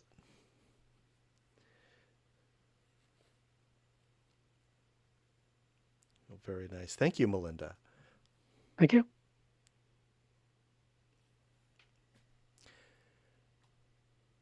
Our next image is titled 3DB, and it's by Steve. Yeah, this is the one that I may have gotten a little too close. I was kind of seeing what the Beam Pro could do. This is a frame of video, so I was kind of following. This is in my neighborhood, taking a walk with the camera and encountered this bee, and doing his thing. And let me look at it in 3D. And I've cropped it also quite a bit. It was much I was and encompassed a much wider area, and cropped it down to like I think it was only 380 pixels high, and then I ran it through Topaz to upscale it to 1080. Yeah. So I don't know if this is hard to look at. It's pretty extreme. Yeah, but it's not painful. It's good. I mean, I kind It's of like okay. that the wings come out. You certainly don't have the sophisticated equipment that Bob had for his bugs, but hey, for the Beam Pro, it's not too bad. Yeah. It is viewable. It's it is. I can converge on them. It works really well on the Loom Pad. Yeah. The bee and two of the blossoms being in front of the window in a pretty natural way. Yeah, I love the color. It's beautiful. I'm left to do with it. Thank Mother Nature. Okay, well, give her my regards, and Next time I see her, okay, I'll give her your regards. definitely viewable. I like it. I tried to do something about the flowers breaking the window on the lower right, but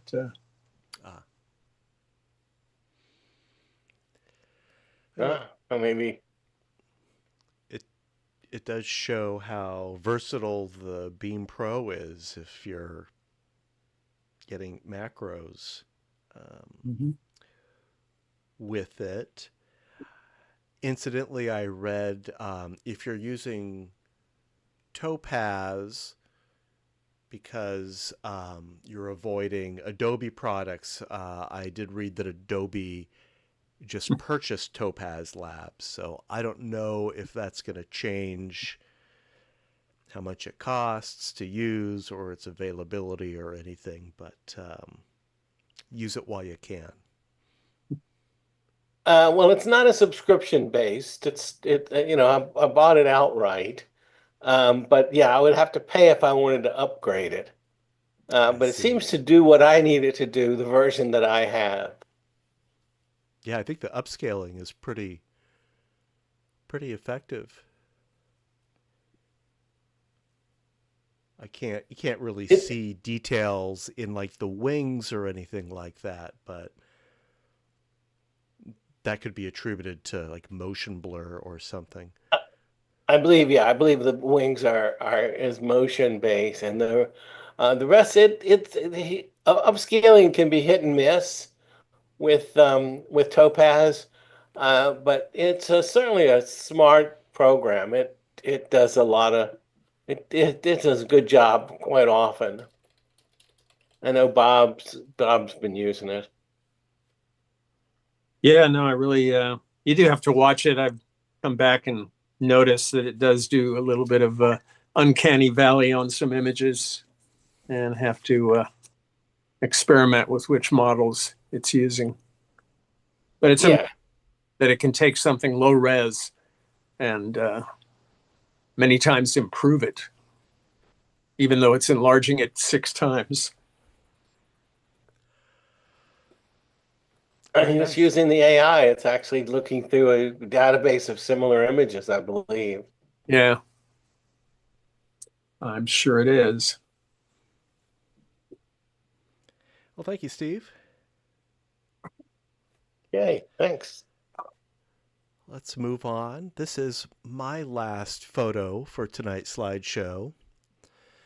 This is also at Mount Diablo State Park. This is a China wall detail, and I think that these photos, I took a series of these, are, in my opinion, they're more successful. And this one was particularly interesting, having that window in this natural formation. That's where my eye is drawn, at least. You know, the light is what it is. This was taken the same morning.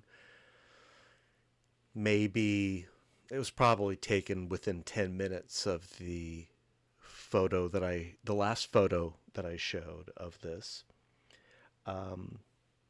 And I have a lot more of these to share. And I will be back. I'm going to put a link in the chat.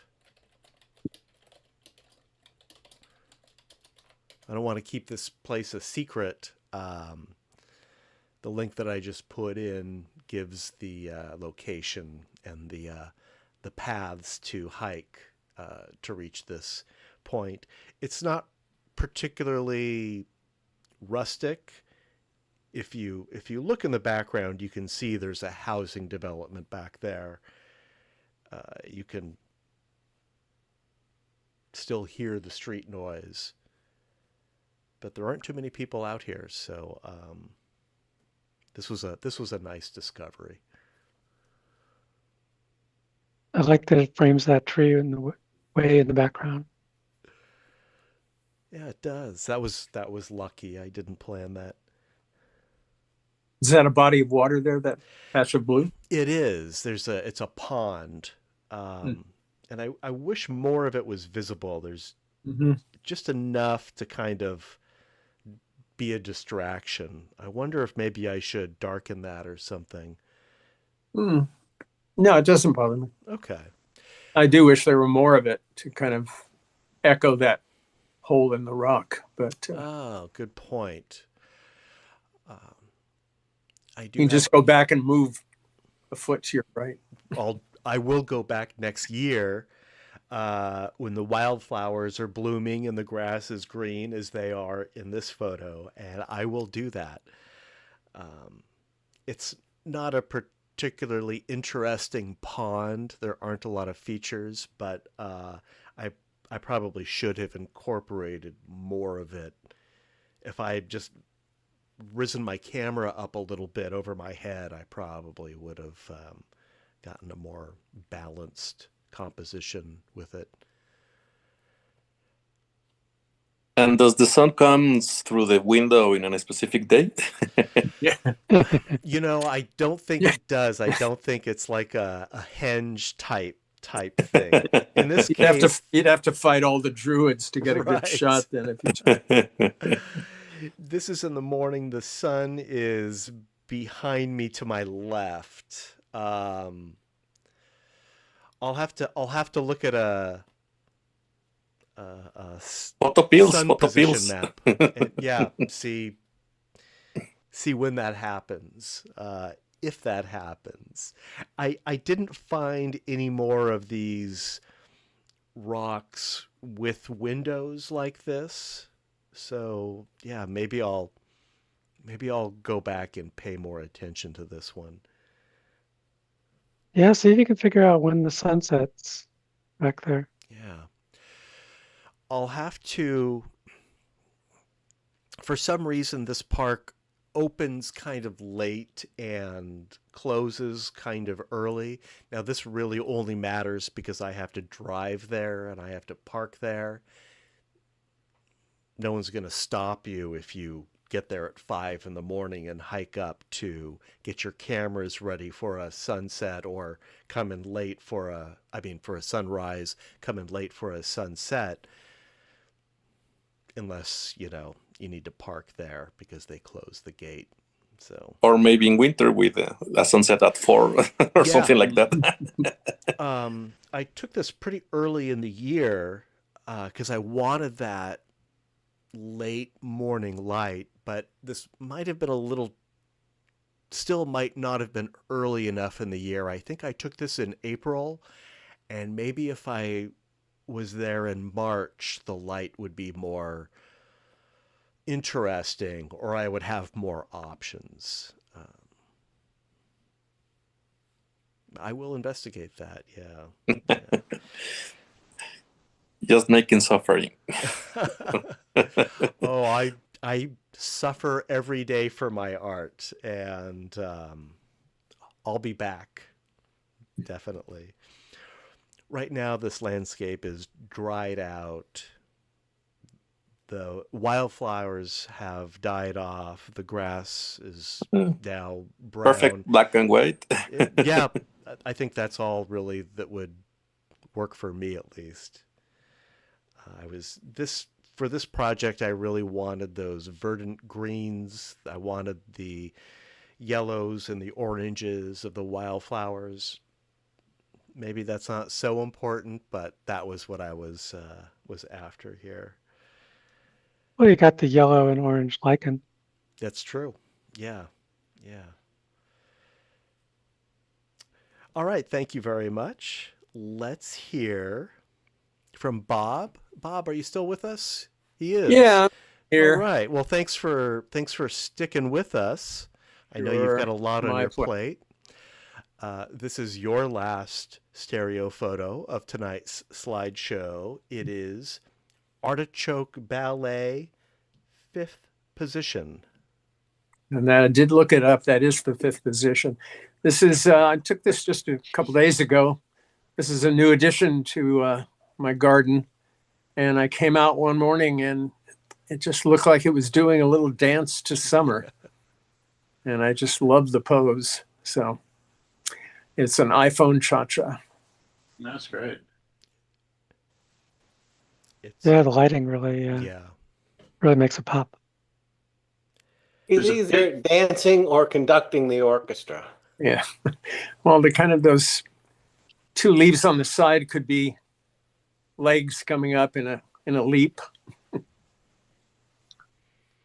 There's a tiny bit of retinal rivalry in the background. There's some light hitting a step in the left eye that isn't hitting in the right. Yeah, and there's, if you look closely, there's some anomalies there I've been trying to touch up, but I'll go back to it and clean it up some more.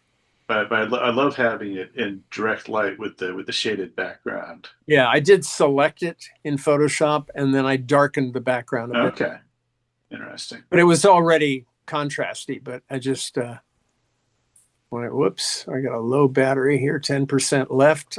I better plug in here or I lose you guys. It's almost as if there's a spotlight on this dancing or conducting figure.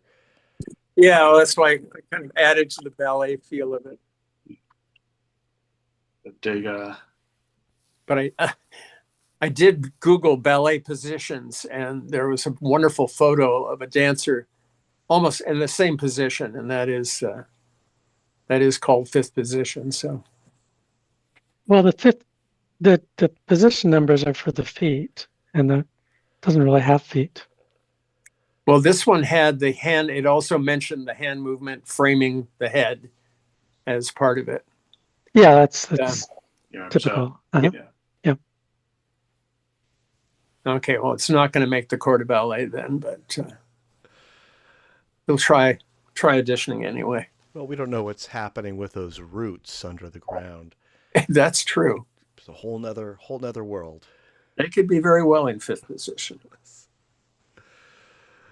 To me, it looks like it's yelling, "Why?" Or he's being held up at gunpoint. It does has a lot of personality. Yeah, definitely. All right. Thank you, Bob. Thank you, everybody. That is tonight's slideshow. I'm going to step away for a few minutes and calculate our results. But before I do that, let me just ask, has everyone who is participating in the poll tonight, have you had a chance to make all of your selections? Do you need me to run through the slideshow again quickly or show any specific photos? I'm in. Okay. No, Does thanks anyone need more for the warning. I just finished. Sure. I had it. I was working on it, and now it seems to have disappeared from my phone. Let me put the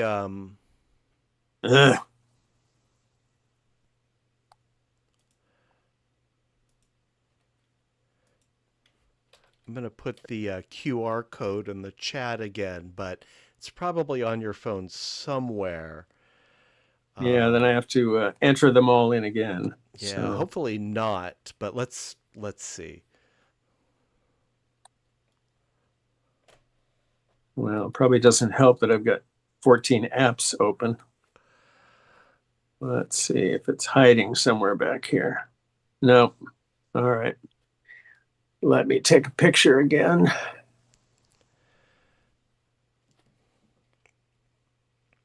And Yeah.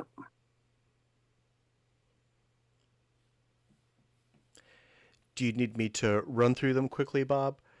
No, I remember them very well, Okay. so I can. I'll give you a few minutes. Take your time. Just let me know when you're done. While you're doing that, I will announce that our next meeting is next week, Tuesday, July 14th. It's our special subject meeting. The special subject is shadows. Make the shadows the primary subject. That's the description we have. That's I think that's pretty clear. And please get me your submissions for next week's meeting by Monday at midnight. By midnight, if you can. I usually have time at lunch on Tuesday to make any adjustments, or if there are any late entries, I'll do my best. Thank you, Jeff. I see you submitted your ballot. Yeah, I've got mine in. And you got yours in? All Yeah. right. Thank you. I am going to go hide for a few minutes and run this calculation. So I will let you talk amongst yourselves, and I will be right back.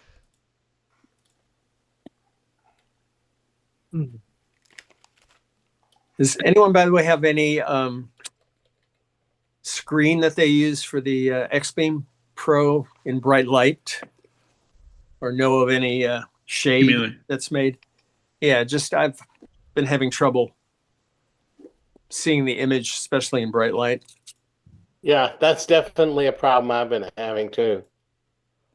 And I know I could probably make something, that Velcroed on or something. But I thought they might manufacture something that would deal with that. One of those curtains that they had at the turn of the century.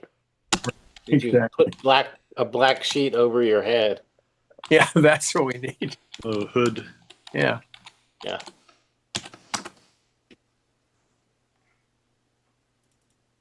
I remember people making like cardboard shades for their W3s back in the day. Yeah.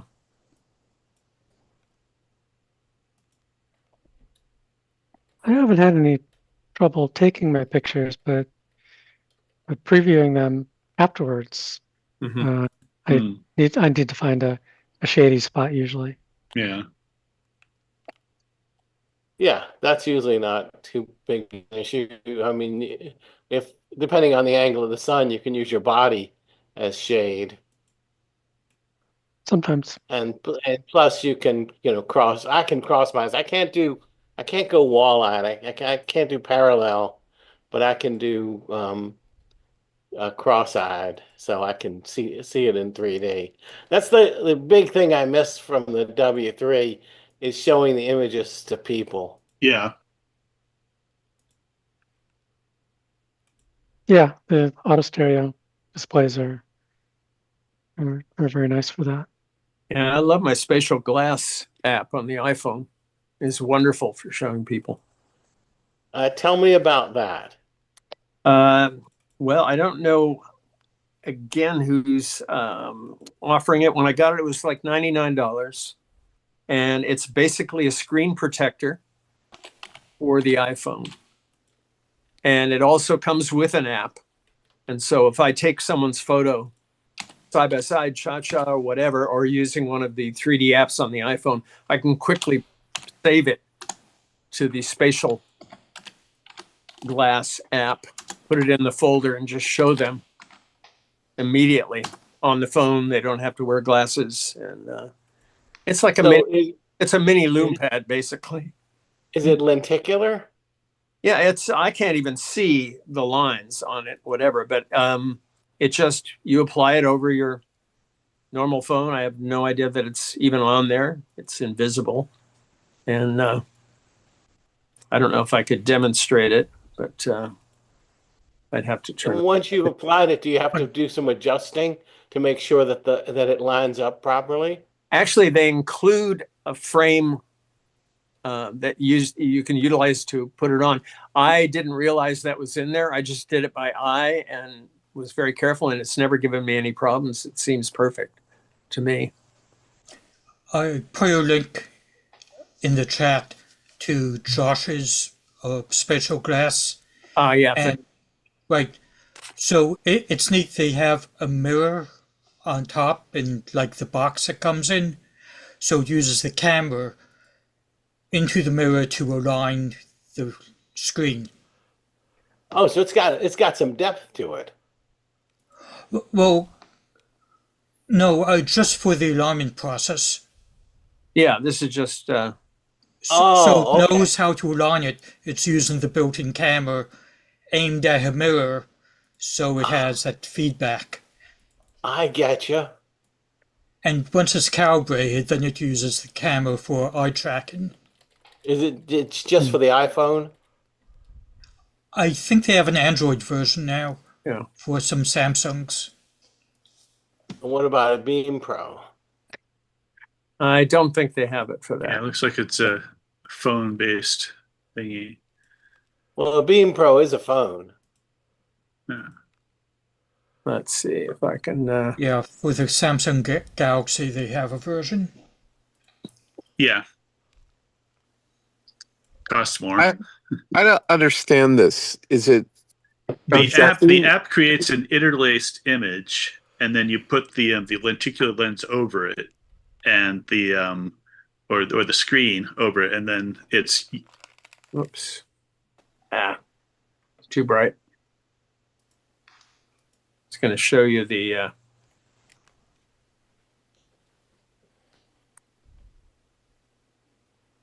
It does.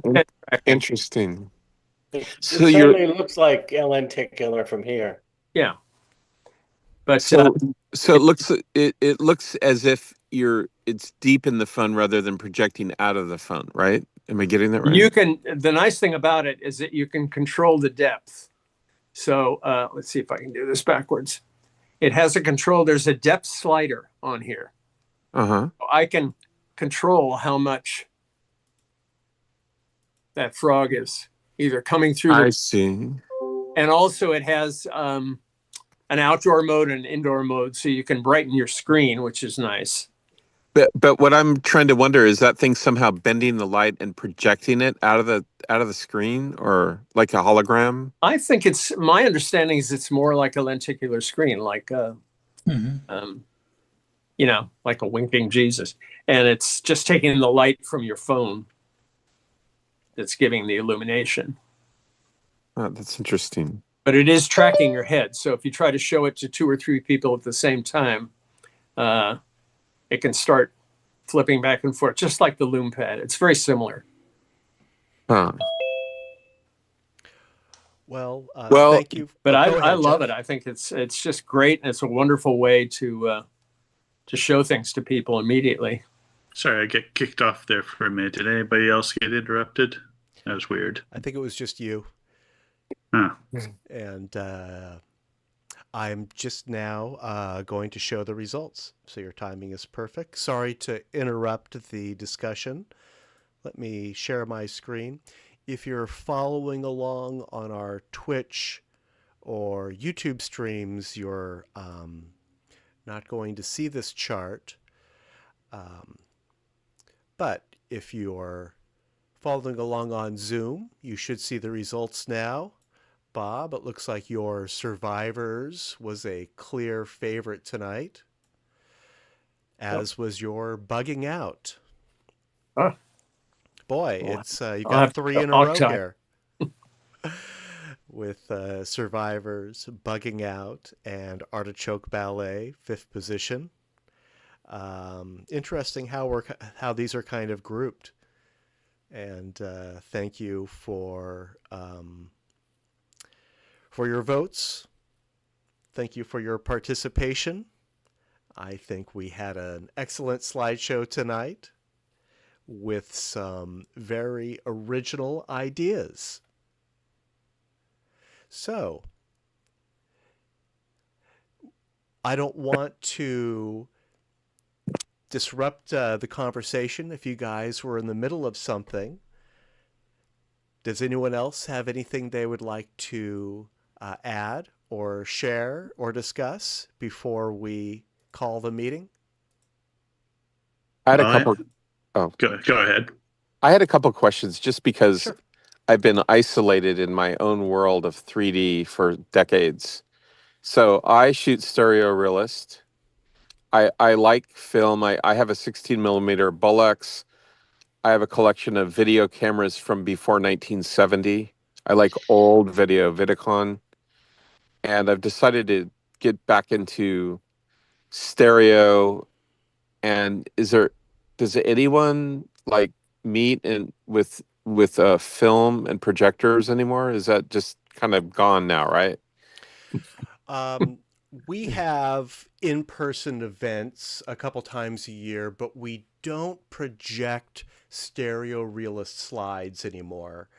The reason being it's just such a big job. It requires 3 people to do the horizontal and the vertical. Right. We do project digitally, and we also have a 3D TV that we share our stereo photography on. We used to meet, of course, in person once a month. Right. We did that all the way up to the pandemic. And then in March 2020, that went on hiatus. We started meeting on Zoom. And that's when the in-person meetings kind of fell by the wayside. So we still set up special events, public screenings, that kind of thing. But we don't do the monthly in-person projection with the realist projector anymore. Now, I remember they had speedometer cables hooked to the controls. Right. Yeah, very, very fun, actually. That was hilarious. Right. But those guys were no joke. They had unbelievable stereo slides. I was blown away by it. Absolutely. Yeah. Yeah. I've got 9 extrographic projectors for a 9 extrographic show that I used to do that I still have set up. Wow. In here. And I have a big projector. I have a realist projector, a 760. I got the whole thing. Yeah, me too. Yeah. Never get rid of stuff. I know. We still have our realist projectors and all that gear. Yeah. The last realist show that we projected was probably like 8 or 9 years ago. Oh yeah. We did a collection of slides from Thailand by a member. There certainly still are stereo photographers shooting with the stereo realist. Do you have the means to scan your film? Do you have a negative scanner or a film scanner? I don't have one, but that would work. That might be sort of a compromise. I haven't shot on film for a while. I still have my realist and I've got my Winslow. And that was my solution. Shoot on film, develop the film, don't have it cut it yourself, put it in a film scanner, and then display them as digital scans of your film. Melinda, did you have something to add to that? No, I was just waving bye to Robert. Okay. Oh, thanks. Thanks night, all. Bob. Gotta go. All right. Thanks for sticking around. Yeah. Yeah, So I mean, when we were meeting in person, right up to the end of meeting in person, we were still having people bring in cards, lenticulars, phantograms. So that's right. yeah, there definitely still was a physical element to the club. Yeah. The one I went to, they had a traveling show, and they had somehow got the best of the best from across the country, and they mailed it to each other. And I remember seeing somebody somehow had rigged a stereo realist or a 3D camera at an NBA game up above the basket looking down in. And I believe it was an LA Lakers game. Hmm. And it was somebody doing a layup to the basket looking straight down from above. And I was like, oh my God, how did they get that done? I mean, they were just unbelievable shots, you know. Incredible. One of our members, occasional visitor, is a sports photographer and showed us some extraordinary stuff he'd gotten of race cars going back to the 70s, if I remember correctly. Huh. Yeah. Oh, interesting. So, Jeff, we would love to welcome you back. We would love to see some of your new stereo photography as well as, you know, your existing stereo photography. If you're able to acquire some sort of a scanner. Oh, yeah, I'm sure I can. I've got so much photography gear, you know. Or just use a camera to shoot the slide. Sure. Yeah, that would work too. I'm aware of that. I have a light board I can, but I think what you said, by just leaving them mounted and scan them in, I wonder if a lab would do it for me. Maybe so. They are kind of, you know, odd shaped. They are. You're right. Expecting, you know, traditional slides, but they might be able to fit them in their scanner. Yeah. What size are they? Well, they're realist format. I'm not exact. They're vertical. Yeah, they're kind of rectangular, kind of wide. I know I've got some in a closet here. I can recommend somebody that scanned a bunch of old negatives for me, and he did a really good job. I'll put the link in the chat. I have so many projects. I even have negatives my grandfather shot in World War II that I've been meaning to get printed. Should do that.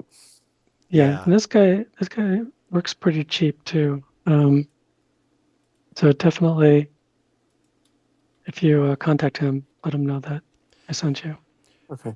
Now, Melinda, you've shown us some scans of some vintage stereo slides. I think there were some family photos. Yeah, my father left me a big collection of his 35 millimeter black and white negatives, and I didn't really have any way to even see what was on them, other than just taking a couple snaps and inverting them, just to see that there's some good stuff there. But I've been working through restoring them, but I needed to get them scanned at a high resolution, and it took a bit of back and forth for us to find exactly the right settings to get that done. But the results have been quite good. Yeah, the slides that you showed us, I mean, the photography was really nice and the scans did not detract from it at all. They had a nice, you know, film look. Yeah, Jeff, if you can make that work, we'd love to see it. Yeah, I totally respect that you're a film photographer. If you wanted to go digital, we're all using this X-Reel Beam Pro. It's a very inexpensive. I saw that. Yeah, it's basically an Android tablet with two lenses on it. You it's an option, but I don't Mhm. want to take you away from the medium that No. you love and that you're Well, no, I'm already I'm not familiar. stuck on it. It's just convenient. I have a few cameras, and I wouldn't mind expanding. I was impressed by your photographs, and you're using two digital cameras side by side, right? And you spread the inocular difference. That's how the photos that I showed tonight, yes, and some of us also, Roberto's.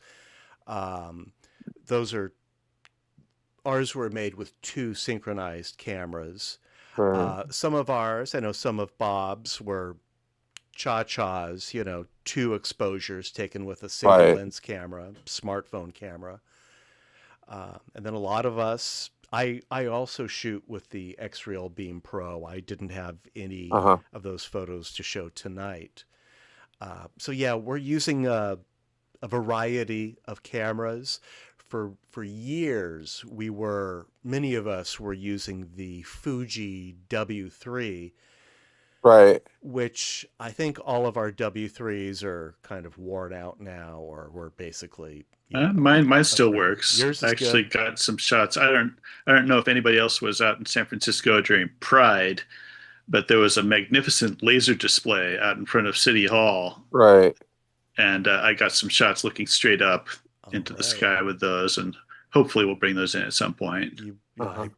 Please do, Tor. Yes. Yeah. Yes. I remember I had a chart at one time, and I know it was set up for the realist, but I'm sure there would be something similar now, or some rule or formula. Like if it would always say, if you have a near object, if you have infinity in your Like what percentage of the frame? What percentage? Are they? I eyeball it myself. yeah, when but I I mean, do a touch. I remember specifically, like if you had infinity, the closest object should not be closer than 7 feet, right? Or if you have an object that's 3 feet away, then your far object should not be more than 10 feet away. Have you ever seen a chart like that? Yeah, there are algorithms. Right.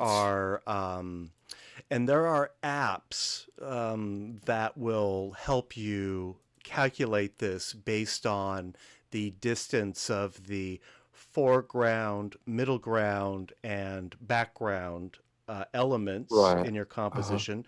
It also depends on the size of the sensor or the size of the film in your camera, as well Well, as the lens. But I was like on your photo of the distance, right?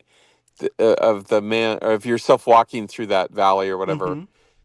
I like that photo a lot, and I was thinking, I wonder, you would have a new algorithm or rule when you're spreading that camera apart. Like how far apart were your cameras in that in that shot? in that shot, the cameras were about 2, maybe 2.5 feet separated between the lenses. Uh-huh. Now, I could have run a calculation in order to determine that, but frankly, I found that it was just easier to kind of do trial and error. Right. And And then you get a feel for it after doing it a while. exactly. I just sort of, yeah, you just get a feel for Interesting. it after a while. And Eh, it's a fairly forgiving technique also. I mean, of course, if you go mhm. too far, you're not going to be able to see the stereo. And if it's too narrow, same thing. But there's definitely some leeway in there. And, if you're shooting digital, then you can make multiple exposures and pick the pair that's the most Right. comfortable. Do you have them like on a piece of wood, like on one tripod, or like on some kind of level, or? A lot of folks use slider bars. Huh. Yeah. Either a single camera on a bar or two of them being able to be positioned on the bar on sliders. Uh-huh. One thing too, like I always think about, like when I shoot with a single lens reflex, I like to use a polarizer, but that doesn't work well in stereo, I don't believe. It should. I mean, it gets confusing when you talk about polarization in stereo because there are exhibition methods and presentation methods that involve polarization, and some people think you need that for the photography, but you don't. I was You thinking, should. like in the blue sky, you get that deep blue with a polarizer, right? I mean, you should still be able to use any, photographic technique as long as it's consistent between the two eyes. Right. It's hard to do that. Yeah. What has come up with shooting video, a lot of video camera setups, professional setups, the cameras are too big to sit side by side, so they shoot through a beam splitter. Right. And when you do that, you do run into the potential of polarization conflicts where you're seeing through a car windshield with one eye and you're seeing a reflection in the other. Right. That's really only in those scenarios. Now, I've shot with polarized filters, and you can definitely do it. But if you're shooting with two lenses, you have to make sure that those polarized filters are set exactly the same, or you'll get retinal rivalry because you get that shimmer. Exactly. The polarization will be slightly different. Unless that's what you want, of course. Yeah, right. You can use that creatively. And Roberto, I definitely wanted to mention if, Jeff, if you haven't looked, Roberto posted in the chat a link to his camera rig, or one of his camera rigs. And I actually use the same cameras. My rig isn't as sophisticated, but that's how, for those of us who are shooting with two digital cameras, that's a technique that you could explore. But being a film photographer, sounds like you already have the cameras, the tools that you need. Yeah. Huh. Interesting. This is really interesting to me. Everything you're talking about. I just have one last question. Is it with the newer methods and newer cameras, do you have a way of doing macro photography? You do? Sure. Yeah. Oh, yeah. One of our past members did some extraordinary micro photography with a special rig, shooting lichens and crystals and things. Just beautiful stuff. That sounds. Yeah, I like that stuff. Huh. Yeah. So interesting. It's been eye-opening, this experience tonight. Thank you very much. I really enjoyed this. Oh, welcome. Yeah, Jeff, we hope to have you back. I'll be back. Great. We meet twice a month, rain or shine. Well, in August, we meet once in the month. However, we will be meeting next week, and we'll be meeting the first and for the most second Tuesdays after that. So please drop by, and when you're ready to show us some stereo photography, I can't wait to exhibit it. So, well, thank you. Yeah, just keep in touch. Let us know if you have any questions, and we're looking forward to seeing your work. Appreciate that. Thank you so much. Yeah, welcome back. Thank you. All right. Does anyone else have anything? Yes. Good night, everybody. Good night, Peter. All right. I know you're a couple hours ahead. Hope to see you in Albuquerque, whoever's going. 3D Con. Take care. Have a good one. Sleep well. Bye-bye. All right. Well, I think I'm going to wrap up the meeting. Thanks for sticking around, everyone. Again, great slideshow. Welcome, Jeff. Thank you, Jay, for your collection. Those were really fascinating, a whole new technique. And I hope to see you next week. Good night, everybody. Facebook. Thank you. Facebook just released a 3D image generator. So it's getting even easier to do this. I see the link. Yeah, grab that link before you go. Okay. All right, guys. See you next week. Bye-bye. Bye.